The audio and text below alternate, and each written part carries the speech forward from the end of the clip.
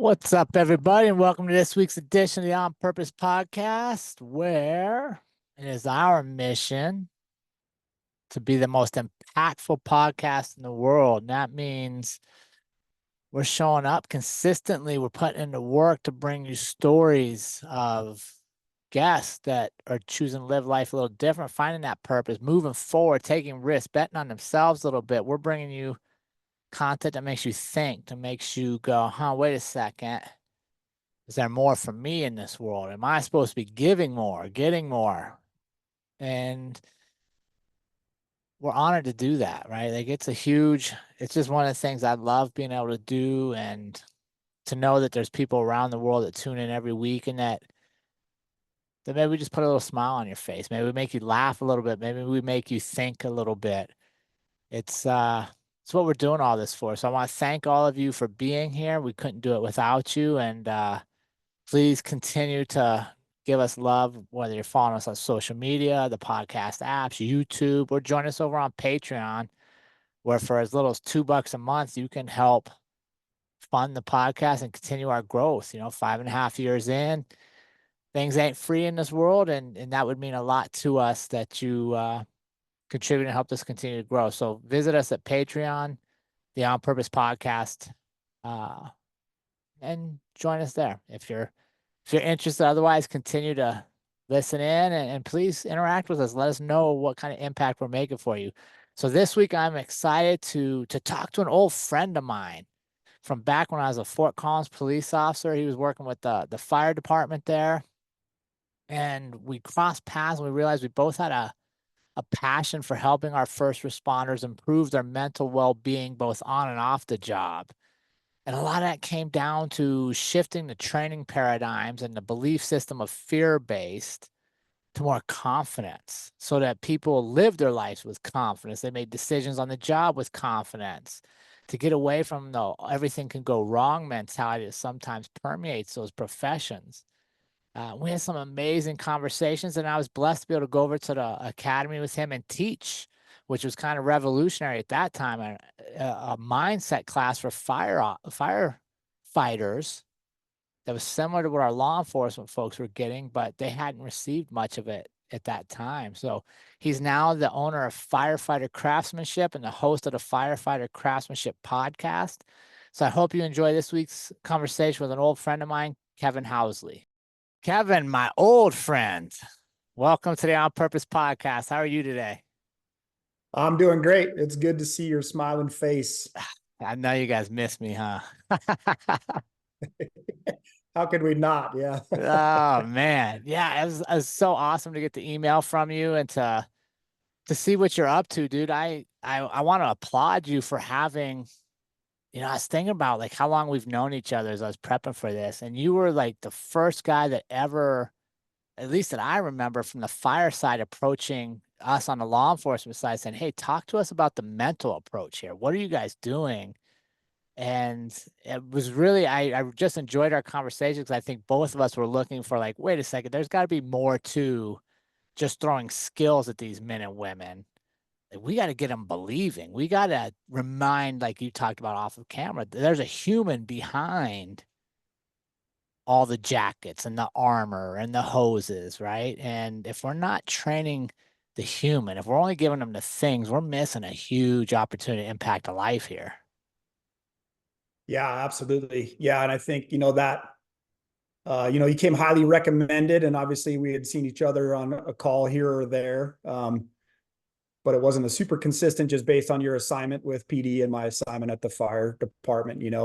And so, hey, teaching those human performance classes in the academy and really trying to figure out how can we bring light to the human element of emergency services, um, and really capitalizing on people like you that have of various backgrounds. So obviously with the police, side of things, but also with the jujitsu and MMA, and then just your upbringing, which you cover like in your book, which is awesome, a really good resource. And so like all of us have these cool tools, and a lot of those tools we don't even realize that we've developed potentially 30, 40 years worth, because we've never really put a name to them, right? It might just be oh, that's, I just do what I do because that's what I do, or that's how I get through this situation, or that's how I process emergency calls that are maybe a bad day Yeah. or stuff going on in my personal life or whatever. And so that was really that.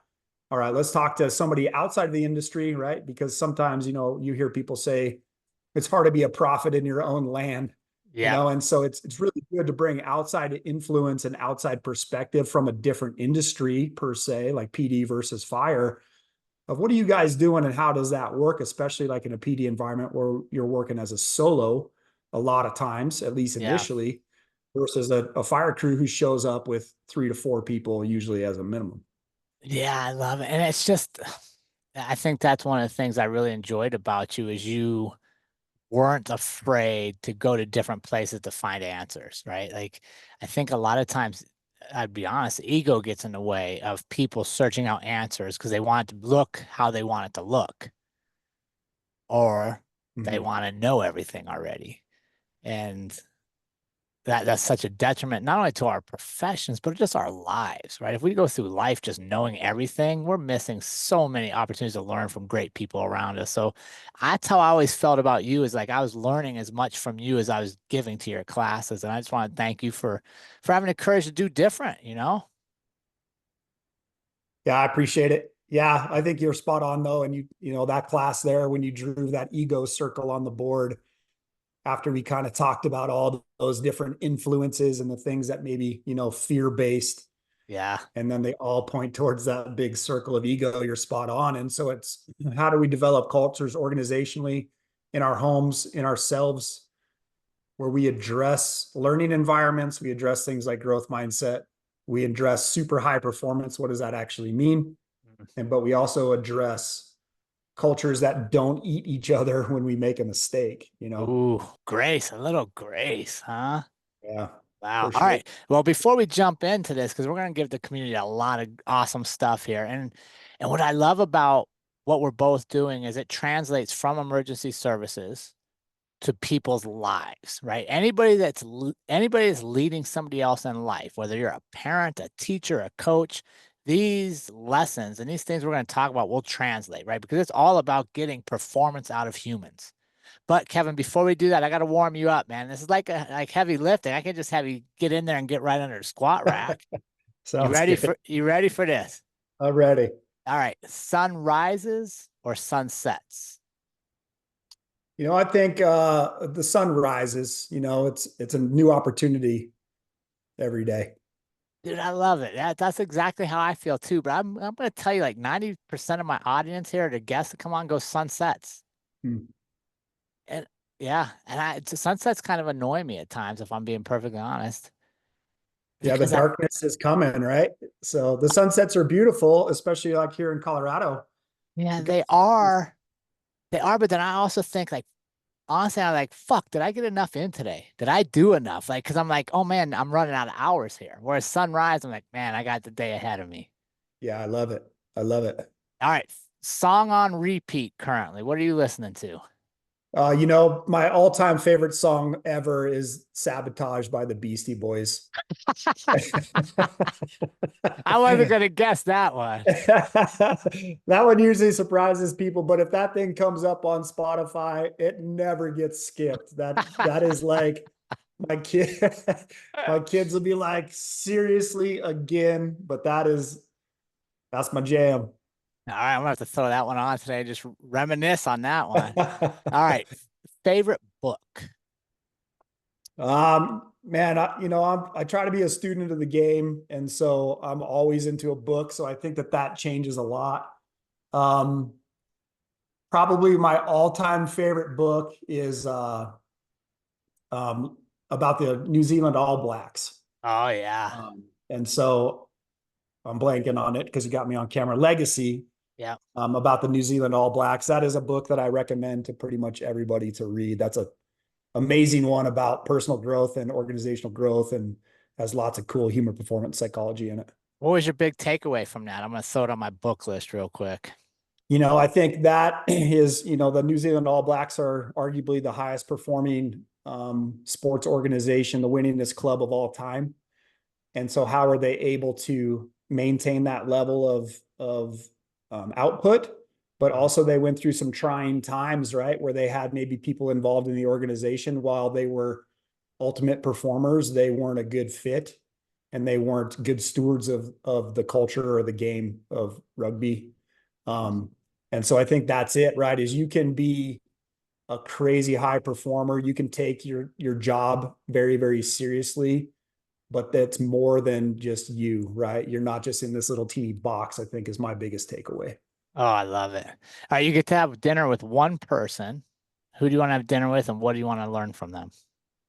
I think could be a little bit cheesy, but I'm going to choose my wife, to be honest. Oh, I think yes. she's an amazing human that I learn a lot from every day. She certainly fact checks me every single day. And we have three kids, 14, 12, and 7. And so we don't always get a chance to have just like a little sit down and like a couple deep breaths Yeah, over a nice meal. So I'm gonna choose Christy. I love it. Well, let me tell you something, bud. You're getting close to that age and that time, your kids' age, where they're gonna all be gone. You're gonna have lots of moments. Yeah, I know. We're trying to appreciate live in the present for sure. Yeah, I'll tell you about our lifestyle change for Andrea and I is it's almost like a second relationship for us now because we have so much time together and so much time to learn from each other. So it's there, my friend. You're getting close. Yeah, that's all good. So you're not choosing Andrea, is that what you're trying to tell us? Oh, I don't know, man. I don't know. We have a lot of dinners. Yeah. She's probably tired of me asking her questions. Yeah.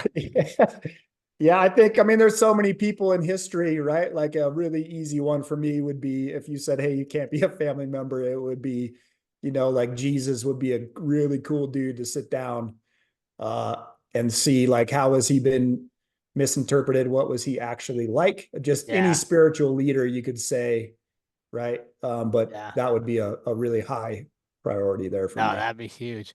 What's a memorable saying or quote that's just stuck with you throughout your life? I think coming from my dad, a simple one of be accountable. Mm, Just, if you shake somebody's hand, you do what you told them you're going to do. I think from emergency services perspective, the biggest quote that I've ever had the fortune of receiving was when you get on scene, take a breath and take a look. yeah.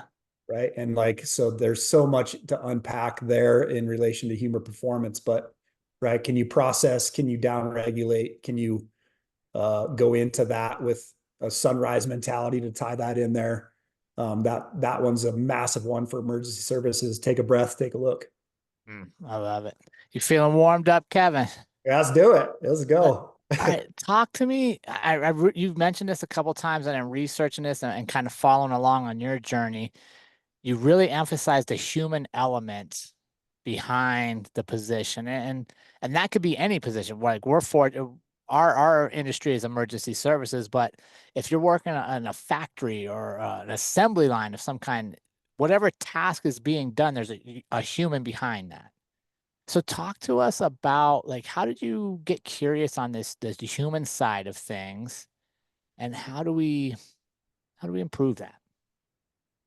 Yeah, I think it comes, from growing up in a household that had pretty high standards, of very, very loving and cohesive units, but really, really high standards of, like I said, be accountable, was just an underlying tone for our family dynamic. Um, and so with that, especially as a kid growing up, there's sometimes some stressors that you put upon yourselves of what's my interpretation of being accountable, especially like when you're a punk teenager or whatever, and you're getting reminded, and so the journey of that of like, well, how do I be a high performer? But then sometimes, it's easy to be a quote unquote high performer in my mind because my ego, Right. which that word didn't even really exist back then. And then you put a lot of stress and anxiety potentially upon yourself when you're trying to do those things and to put out good effort every day. And so, for me as a young kid, I struggled pretty good with social anxiety, and nobody other than my parents knew that was a case.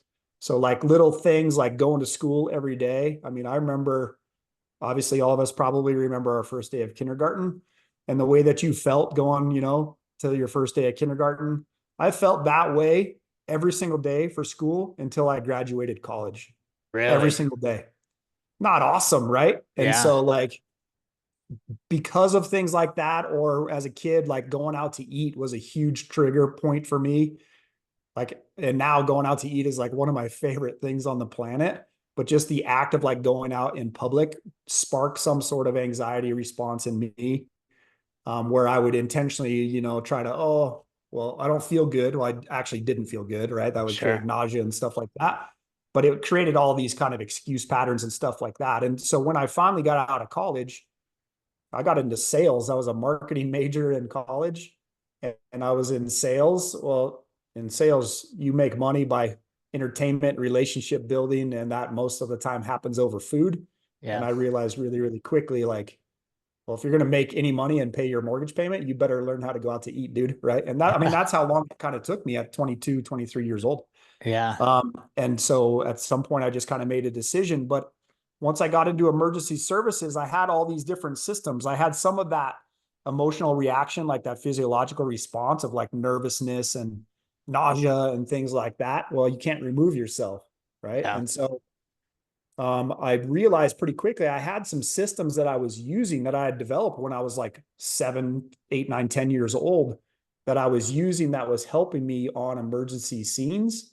And I really started to unpack some of that, things like breath control, visualization, imagery techniques, Yeah. positive self-talk, like some of those things that I had never really gotten talked to. I had never had a chance to work with like a sports psychologist or anything like that.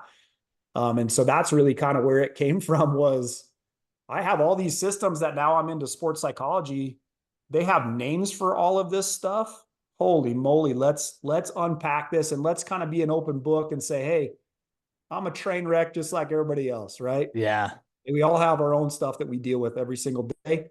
I'm also willing to be an open book and say, hey, this is something that's completely crazy, right? Going out to eat, going to get hamburgers makes you feel super nauseous where then you don't go, right? Yeah. Like let's, and then that way it makes it easier when we're dealing with bigger stuff. Like sometimes we do in emergency services on the mental game, where it really helps us to unpack it when you kind of destigmatize how do we have these conversations.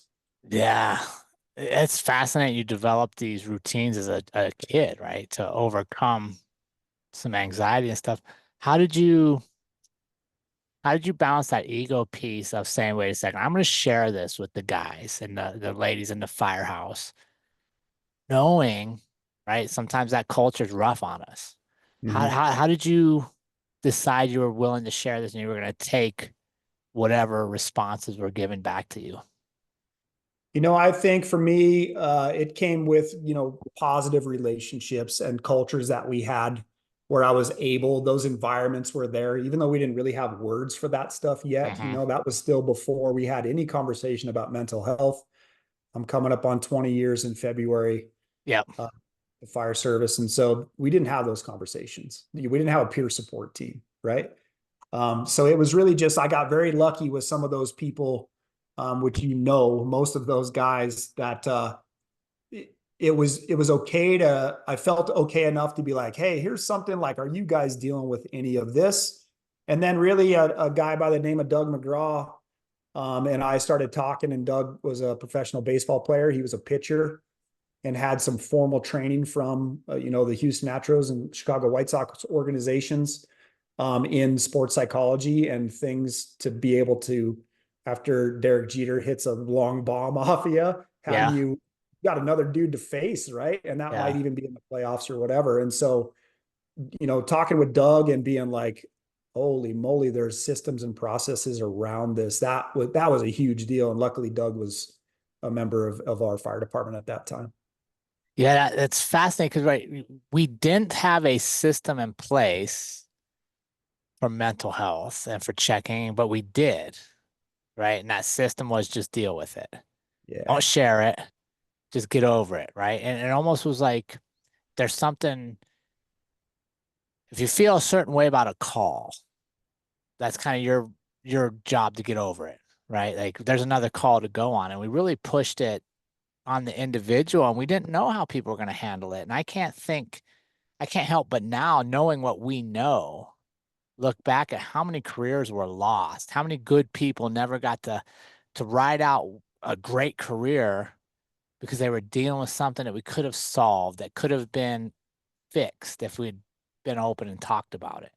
Yeah. Yeah. I couldn't agree more. And I think I was pretty lucky where maybe I was on the very front of that wave as a service where we started to have those conversations, or at least, right, there was things like critical incident stress Yeah. debriefings and that nobody wanted to go to, right? But at the very least, we had, those relationships at that crew level, and that was really it, right? And I remember in my interview, they talked about there was a question in there about humor, right? And it was like, when is the dark humor appropriate? Yeah. Where they were asking us before we were even in the service. And then also, a question around stress, like, hey, how are you dealing with stress? Because you might see some stuff that's not typically normal for you to process. So I was probably lucky when I Yeah. got in the game, that those conversations weren't officially happening, but the intent was kind of there. And it probably was ego based, of nobody wanted to actually say it out loud of, hey, we got to do something better. Ego based. And what do you think about judgment? Oh, Right. absolutely. Yeah, Like in if I comparison. comparison and like if I come and you guys find out I had to go see the counselor, Mm-hmm. Yeah. would Yeah, you make just the stigma that still right? exists. Let's call it like it is. That still exists, right?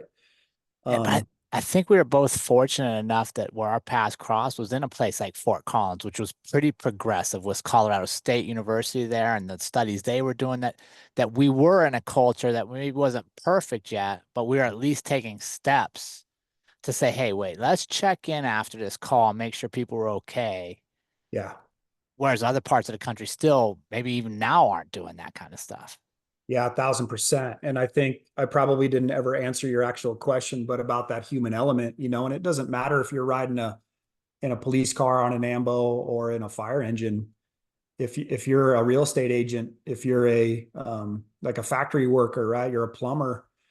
um Humans are humans, and this stuff, Mhm. we deal with all of this stuff, and it's really a lot just based in stress, positive and negative stress, acute, chronic stress.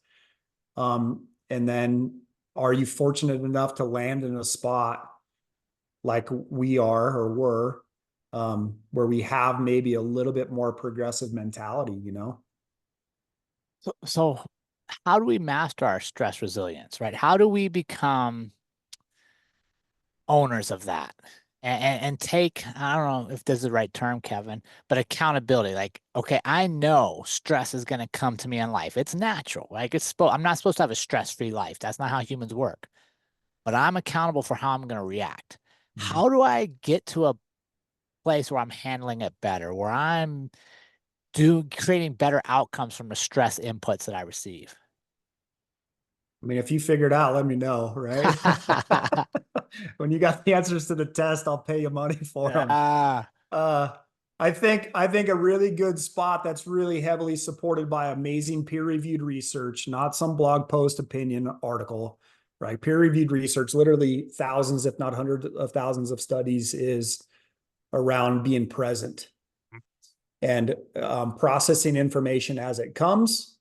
And how do we become more present versus like always thinking of the next thing and always chasing that next thing of, right? And that's where that take a breath, take a look quote really kind of resonates with me, of how do we be present, whether I'm at home dealing with homework with the kiddo, or I'm cooking dinner, or I'm having a serious conversation with my significant other, or I'm running a 911 call, and so I think for me, that's something I'm trying really, really hard. And I do notice a big difference in like resilience, personal resilience, stress resilience, and like, not that I can just continue to take it like a giant punching bag and just like mm, puff up like the marshmallow man, yeah. but like be resilient and react appropriately and then deal with it at an appropriate amount of time, or completely just be like, that doesn't even deserve any of my attention. And that's, I notice when I do things, practices to train presence, that I am way more resilient instantly because of those things. Yeah. Being present is a huge tool that we can use in so many aspects of life. So what are you doing? What exercises are you doing to help bring you back to the present if you find yourself wandering? I'm a big fan of some sort of mindfulness routine, and I'll be the first to say I'm actually like a terrible practitioner of it. Like to actually pull it off is really, really hard to find that 12 minutes to do it. But when I'm driving around, I like to try to do like a little bit of a breath routine. And so I think for a lot of us in emergency services, we are amped all the time. Mm, And then we go home and then we bring the amp with us. And, everything is potentially the next big, huge emergency that we have to deal with, even though we ran out of bread today or whatever, right? right. Like the things that spin us up is kind of crazy. So it shows us that we don't actually need to get tougher by doing more stress inputs per se, right? Tactical fitness and those things are very, very important. That's a positive stress, but we also need to focus on recovery and like actively being a participant in recovery, not just I'm going to sit down and watch Netflix and drink 15 beers. Yeah. Like, no, what's an active way to recover? So mindfulness routine, whether it's like using an app like a Headspace app or something on Spotify or YouTube that's free, is really, really impactful for me. And the biggest thing that I do very, very consistently is called yoga nidra. And yoga nidra is basically, it has nothing to do with yoga. It's a way to tap into our autonomic nervous system. It's basically progressive muscle relaxation. You lay there, all you have to do is lay there and listen. And Yeah. there's a voice that kind of walks you through and you're relaxing different various parts of your body as you go. It can be used somewhat as a sleep replacement therapy, which a lot of us in this industry, a lot of us just in general need sleep replacement or better sleep. Sure. And so yoga nidra is the one thing that I do pretty consistently to try to help me focus on presence, get some rest and recovery, and just have that 10 to 20 minutes. Like, no, I'm choosing to do this for myself. Mm. Yeah, let's go back. You said something that I think super important in there, and that is positive stressors, right? And what I really encourage people to do, and I know from my growth is I want to be in stressful situations, right? I need stress to grow, right? The stress of, can I expand this podcast? Can I reach more people? Well, that's a positive stress because it forces me to get creative. How do I reach more people? The stress of, can I make myself more fit so I can live longer? Well, now I need to exercise and run. Versus, I think some people struggle with is we try to avoid stress at all costs because there's this negative connotation of stress, right? Like, oh, the stress is going to kill you. Well, it's only going to kill you if you don't handle it right. Mm-hmm. So, Correct. what other positive stressors would you say are out there for people? And am I wrong, Kevin, or what do you think on this? It's almost a mindset shift, right? Like, okay, something stressful comes to me. Well, I'm going to deal with it one way or the other, but now I can choose. Am I angry? Am I mad that I have to deal with this? Or do I go, wait a second, this is a positive stress because it's going to force me to think differently. It's going to force me to make decisions. Yeah. Yeah. And there's a former SEAL that talks, I can't remember his name, unfortunately, but he talks about, right, threat versus opportunity. And so when you put some names and you put some words on it, right, like, hey, is this a threat? And sometimes we're in situations where it's absolutely a threat. Sure. You don't have to be in emergency services to be in those situations, right? Especially Right. this world. Um, Most of the time, though, those things are opportunities. And I'm not talking like, just think it away, it'll get better. Like, just tell yourself it's going to be fine. Like, no, sometimes life is hard and sometimes it sucks. Sometimes bad days are really bad, and those days might be turned into years, right? Um, but I think that, if it really starts with your mindset, and to me, you'll hear me talk a lot about it, firefighter craftsmanship, awareness is foundational. And so if you have this conversation going on in your head, which all of us do all the time, that conversation trends negative. That's how we're built because it's inducive to survival. If I'm negative about walking into a dark room, well, that has a long lineage of why, right? Like Right. from sleeping in the woods and hearing the twig break. Right. Is that uh, is that a saber tooth coming to eat me? Right. So that's kind of where we're going to trend where everything negative is a threat just physiologically. That's what our heart rate is going to go up. Our respirations rate is going to go up. That's a threat. And so now you have to make that cognitive connection and make a choice of not just to make it into like this nice little cake, but into, hey, this is going to suck. Like I guarantee a lot of the workouts that you do still, are not super fun, but you can be like, oh, this is going to completely suck. And yeah, it's going to suck. Or you can be like, this is going to be hard and I'm going to get way tougher and I'm going to actually have better VO2 output because a result of consistently doing this sort of stuff or blah, blah, blah, blah, blah. My knees maybe aren't going to hurt as bad because today I'm going to Yeah. do stretching or whatever. Right. That's an opportunity, even though like the work is still hard. It's still hard work. Yeah. You know what I found for that, Kevin, is so I'm 52 now. And I'm like, if I take a realist view of my life, I think the average American's like 78 or something before they pass away. I have less years ahead of me than behind me, Mm-hmm. right? So if I get a position like you're saying, like I'm challenged, it's something I know it's going to be hard, but I got to get it done. One of my favorite techniques is to go, okay, just take a minute, picture 80-year-old Jerrod. 80-year-old Jerrod would die to have the opportunity to work out like you can today. Mm-hmm. 80-year-old Jerrod would love to be 52 for just one more moment. Yeah.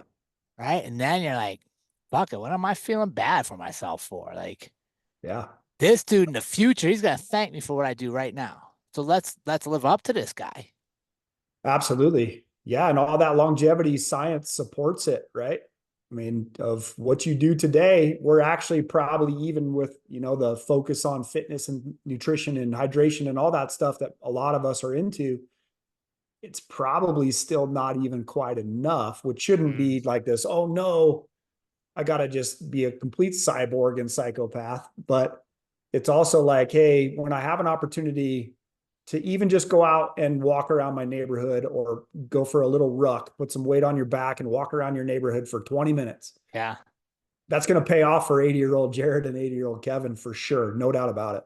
Yeah. Or on the flip side, right? Like you said earlier, you get a chance to come home from work, kick off your shoes, have a beer and watch TV and disengage from everybody, or make dinner for your wife. Mm-hmm. Which one's gonna pay bigger dividends for that 80-year-old self? Right? Yeah. Probably depends on how good of a cook you are, though, right? I don't know. Even if you burn the shit out of it, you're gonna have a great memory because remember that time you tried to cook me dinner, we ordered pizza? Yeah, that's right. We ate at 10:30. Yeah, but right, like I think, and that's what I love about life is literally this next second I can choose to be different than I was last second. Yeah. And I think that's a great message and something you're doing with people is trying to foster having fulfilling careers, right? Not just a career where you get a pension and you have benefits, but a career where you feel like, fuck, this was worth it. Mm-hmm. So what have you been doing to ingrain that at the recruit level, right? At the entry level, because that I think that's where we used to miss the boat, right? We used to give them all these skills to do all the fun stuff with the job, but we didn't really teach them how to maintain that enthusiasm, that excitement for 20 years. What are you doing differently now? I think first off, we're putting words and language and terms to it, right? And so a lot of those recruits, especially in the fire service, they're 21 to 27 years old and they're completely invincible to Amen. themselves. They'll sleep when they're dead. They don't need Yep. any of this hippy dippy baloney stuff, right? Especially in Colorado, right? Yeah. Oh, yeah. um, but I think just putting some terms to that of like, hey, first off, you get to choose. This is a choice, just like everything else in your life. You are choosing to be here. You did not get drafted to be here. Nobody's making you stay here. So if that's your choice, then choose that thing every day. Be present, have that sunrise mentality, and choose to be here.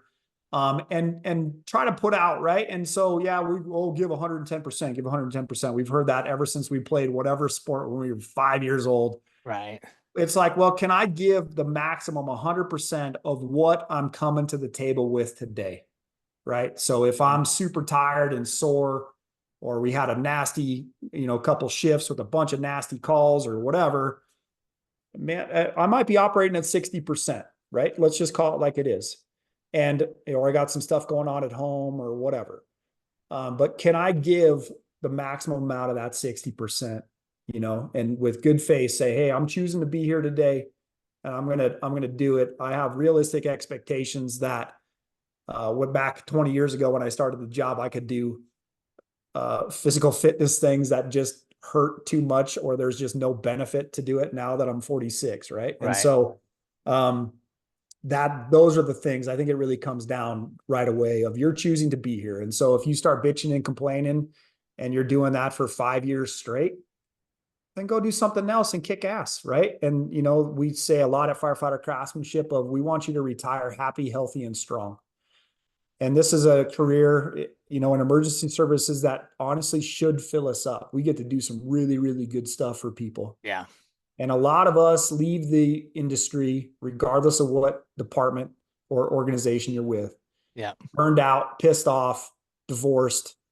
And a lot of us get cancer and die really, really quickly. And that sucks. That needs to Yeah. change. Yeah. No, 100%. So what techniques or strategies are you giving them, right? Because it's one thing to tell them like, hey, enjoy this, Mm-hmm.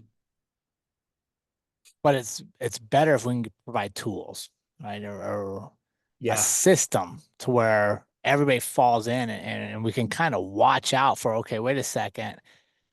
This is an example I give in a lot of my classes is you and I get hired at the same time. We're both having fun. We're loving it. And you got all these goals. You want to do this, this, and this within the career. And I want to do this, this, and this. And then 5 years in, we barely talk to each other. I'm Mm-hmm. doing none of the stuff I used to want to do.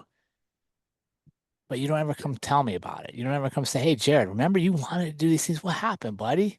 Like, let's Yeah. get you back in here. So what can we do to make sure that we're taking care of each other in that manner beyond just the, hey, are you good at your job task? That's that human side of things, right?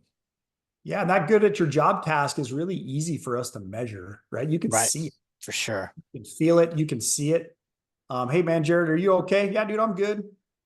That's all I got, right? I can't see it. I don't know if I spend a bunch of time with you and we have a good, solid relationship where I'm like, nah, man, something's off. Yeah. But we hear this all the time, unfortunately, with tragic stories, especially in emergency services, where people are like, we had no idea. I wish they would have said something, And how do those are the conversations that we need to start to have. And you need to focus on those relationships with people. You don't got to be best friends with everybody, but you should have a tribe of folks that are, in your job, but also outside of the job. And that was a thing that I certainly noticed really quickly is our jobs will change us. They definitely change you. They change your relationships with who you hang out with. It's easy for us to hang out with only people that Mhm. are in police services or in fire or whatever. Right. And so I think that that's a big thing. But two of the tools that came to mind right away that I talk about in our recruit class as well as our resilience for the emergency scene online class is, establishing your core values. And so Simon Sinek would call that your why. Yep. Why do you get up and grind every day? And so what are those things, and having them written down? And those things probably are going to ebb and flow and change. Your core values, though, were probably instilled in you and given to you and developed by you, but they were given to you by somebody else. Could be positive, could be negative based on your environments. But what are those things? And then now taking that to the next level of, well, what are some examples when you don't live within your values? What does that look like? Because all of us are going to do that. And sometimes I do that every single day where it's like, oh yeah, that's my value. But you just treated that person like that, right? That doesn't go into your value as kindness or whatever, Sure. And so, okay, well, so how do I not then create shame around that? It's how do I get a little bit better? And just that awareness is being foundational of, okay, what are my values? Do those change? If I'm bitching and complaining every single day, well, am I living with my values? And if I am Yeah. not, or can I change that? Do I need to just change my mentality, make a choice, change my routines, change my environments, stay with my organization? Awesome. Do I potentially need to go look at doing something else or switch into a different department or whatever? Like, awesome. All of those things come with pain and suffering as well, right? Like, even Yeah. though there's good positive change, there's always some negatives, So I think the biggest one is your core values. And then the second one is like, what are the relationships that you are willing to put time and energy and effort into? And then what are the things that you're willing to do to actually foster those things? So very easy for me to say, hey, man, I love my kids. I love my 3 kids, love them. But what am I doing to make sure that I'm fostering those relationships as they start to get older and they want to hang out with their buddies more, or they're doing Yeah. sports and school and all of that stuff? Or very quickly, right, in a matter of 4 years, our oldest is going to be out of the house, right, Yeah. doing something, college, whatever he chooses to do. And so, okay, well, I want to go camping with them. All right, cool. Show me on your calendar where the camping date is scheduled. Because if I just say, hey, I want to go camping, that's currently what's happening to us. We have a month left of summer vacation before they go back to school.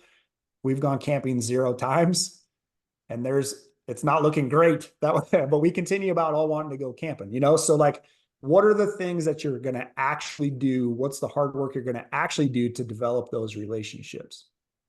I love it. And and it is work, right? Like if you're going to have relationships that are meaningful, they should take a little bit of effort. That means taking time to make sure we do go get coffee together. We do take a workout together, or we jump on a call just to check in and say, hey, dude, where are we at on this accountability thing? Mm-hmm. I agree. Yeah. And it's really important for some of those relationships not to be in your home, Yeah. not the people that see you every day, but people that can kind of be that barrier or have that good, solid, positive, or hard conversation with you. That Yeah. accountability buddy thing is massive. Dude, I think that's one of the things that drives me nuts about law enforcement and fire is sometimes we do so many hard things in life. Going to that nasty call, telling people their loved ones have passed away, like all that hard shit.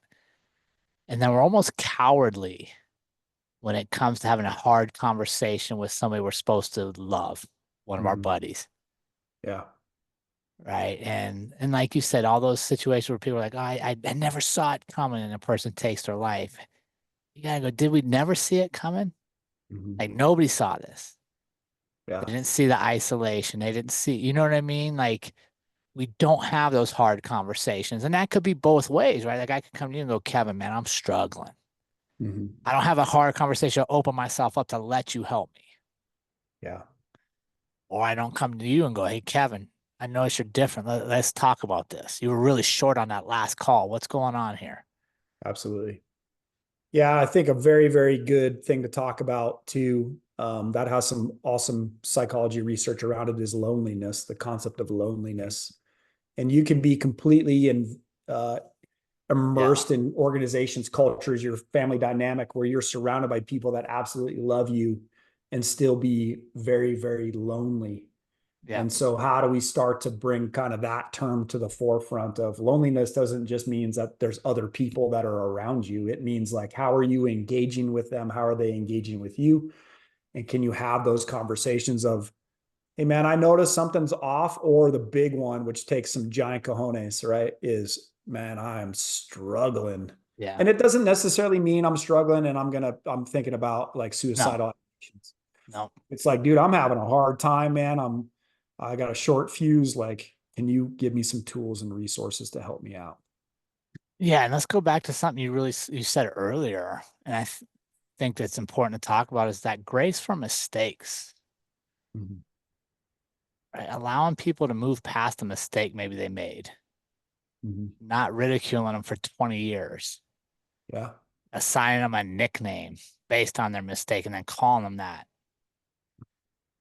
How how do we practice being more graceful and within obviously within the career field, but just in our lives? How do we practice that? There's another great question I don't have an answer to. I think we've all been involved on both sides of those things. And it's funny when you're on the receiving end of that, um, and you hear the rumors or the interpretation or Mm, whatever, and you're like, that's not what happened at all, dude. right. But now you have a nickname or a reputation or whatever, um, around that of having grace. And I think, grace is a term where when we talk about that, it's like, oh, well, no, we need to have high standards and, there should be job requirements and on and on and on. And yes, I 1,000% agree with you, 100%.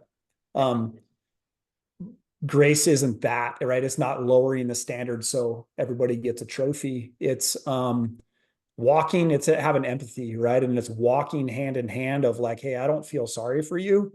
I don't have sympathy for you. Yes, I have sympathy for you, but I'm here. I'm gonna walk with you, and I'm gonna help you on this journey, and we're gonna both come out a little bit better at the end of this thing, you know. And it doesn't have to be on these major grandiose issues. It can be something very, very small. But I think that we're pretty good at attacking each other, and it's only gotten worse with social media, and the diversion, and you know, the political climate and all that stuff, and the bots that are feeding you content that they think you want to see, and it just created this massive division. So I think you're spot on, where we need to start to talk about grace and how do we treat each other, and most importantly, it's got to start with how do you treat yourself. Yeah, no, that's a great point, right? Because if I don't give myself grace for mistakes I made, if I don't give myself a chance to be better, it's hard for me to see you in that light, right? Because we reflect on others what we usually are feeling about ourselves. Mm-hmm. Yeah, that's a fantastic point, Kevin. And And you I know, think, you go know, ahead. it's kind of interesting. We have an amazing psychologist that we can go see, right? And so like if you have an organization, or you have, there's lots of organizations you can reach out to online, you know. If you don't work for a company that provides these sort of resources, or you don't have peer support teams or whatever, or you don't feel comfortable talking to those people. But you know, I was talking to our psych recently. I try to do a monthly check-in with her, and that's been an amazing value add to my personal life and my professional life, just to go in there and have a person's perspective that's trained. And talk therapy isn't for everybody, right? But I would encourage you to at least go to talk therapy at least once a year at the very minimum. For me, it's been a huge value add to do that a bunch, and a consistent thing that I have a conversation about that I'm very happy to be open about is it's pretty easy for us to be resilient a lot of times at work, and we see some nasty stuff and we process that. We have a nice little system where we can process that, and whether that's fitness or talk therapy or Yep. mindfulness or whatever. Um, it's even easy for us to, you know, we just bought a new house. And so coming with a new construction build, you're dealing with different contractors, and stuff doesn't always go right. And we got a plumber in our house right now dealing with water in a brand new basement, right? That's something you could easily blow your stack about. And Yeah. I have, and been very close to doing it multiple times. But all in all, I think I do a pretty good job of treating other people with really good, like, hey, I'm really frustrated, but we got to work the problem. Yeah. Nice little simple system. Now, when my 7-year-old does something that should actually probably be hilarious, right? Like, whatever, pick whatever it is, put the Yeah. cap on the toothpaste, Yeah. and I completely lose my mind. And then that affects me or her for 2, 3, 4 days. Yeah. Like, why is it so hard for us to be resilient and have grace with the people that love us and we love? And it's probably because of like perception and those sorts of things, where we can actually kind of take off those masks at home. And unfortunately, when you take off the mask, sometimes those people that really truly love you get the worst of you too, you know? Yeah. No, I think you're absolutely right. I think takes practice though, Mm-hmm. right? To shift gears, and it takes, like you said earlier, awareness. Mm-hmm. And that's I mean, I still don't have the perfect answer on how do we shift gears? How do we send our men and women home from the job that takes so much of them, and they get home and they're able to just give, Yeah. Yeah. There's has to be some sort of a transition phase, right? you know?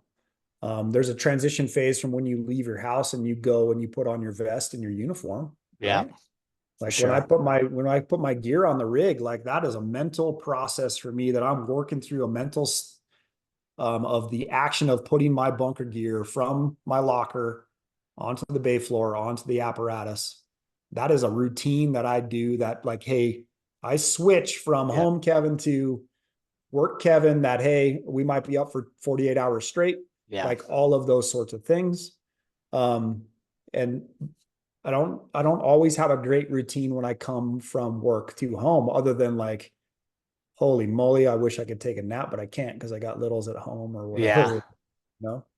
Yeah, I think, but if we tie back to what you mentioned earlier, if we get home, we just take a minute to make ourselves present, couple deep breaths, maybe a moment or two of silence to go, okay, I'm present. That's probably a good start to that switch, Mhm. right? Because now your 7-year-old leaving the cap off the toothpaste isn't nearly as big a deal. Right. Yeah. It's not. And it's kind of, I think, again, awareness is foundational. And then you start to have those conversations. You got to eat your ego. And man, that thing tastes gross a lot of times. Yeah. But having those conversations with those people around you that are taking the beating when you come home and you're grumpy and tired and you have hypervigilance and you're overstressed and all that sort of stuff. But hey, I'm really trying to be present. Yeah. When I come in the door, I need maybe 15 minutes, or I'm going to shoot you a text and be like, hey, I'm okay. I'm going to go. My truck is going to be in the driveway, but I'm not coming in the house. I'm going to go walk around the lake and then I'm going to come in the house. And now Right. I've created a barrier, a separation, or it's 20 below out here. And Yeah. I'm going to just stand outside for 5 minutes and feel how cold it is and get rid of some of that nonsense that I have from life, work, whatever. Yeah. And then I come into the house. And now you give them permission to say, hey, not dad is always like super grumpy when he comes home from work, but today is a little bit different. Maybe he doesn't actually, maybe it's not appropriate for us to know why, Yeah. but let's give him a little bit of grace. But then don't just hoard that grace and be like, yeah, I'm going to be mean and you guys have to do Yeah. whatever I say. Right. Right. It's I'm creating routines, transitions, and systems around it for me and for everybody else. Yeah, I love it. I love that we're teaching that to the younger folks as they're coming through the academy now, right? Trying to ingrain that from the very beginning of the profession versus trying to instill it with somebody that has 15 years of habits that have worked for them, but maybe they're not the most productive. Yeah. Yeah, I think the reality too of emergency services is it's really, really hard on our loved ones. It's hard on our families. They legit have no idea what we do. They Yeah. can't. They won't know. They can't understand what we do. No. Um, and nor should they, right? Like, Right. so um it's hard on them too. And so like they haven't seen you based on whatever your work schedule is, or if you're working nights, right? Like Yeah. they might not have seen you all week other than be quiet because they're asleep, Right. So there's all of those things, but we just got to start to have good quality conversations around that thing. And at the end of the day, you're choosing to do that. Yeah. You are making that choice. And if it doesn't work based on whatever season you're in, then figure out a way to make it work or change your environment. I love it. Kevin, dude, I'm so proud of you, man. I love seeing the work you're doing and just know you're making a difference for people. You're making a difference in their lives, and that goes far beyond any tactical skills we teach. Is knowing that somebody cared enough to invest this much time and to give me tools that can make me better is a huge thing. Yeah, I appreciate it. And what an inspiration you are too, right? I wouldn't be at the level I'm at without sitting in the back of that very first class being like, oh man, his class is so much better than mine. I got to up my game. I appreciate Kevin. Where can our audience connect with you to follow along your journey and be part of your community? You can find us at firefightercraftsmanship.com. We're on LinkedIn and Facebook as well. LinkedIn is FF Craftsmanship. That way, if you're not a firefighter, you can still feel included, right? We're just Sure. talking human performance psychology, especially for emergency responders, and giving you quality training and tools to help you in life, but also a cool benefit is at work. And you can hit me up on LinkedIn as well at Kevin Housley. I'm starting to try to get a little bit more active over I there. love it. Kevin, thanks so much for allowing us to share your story, my friend. I appreciate the opportunity. Good to see you, my man.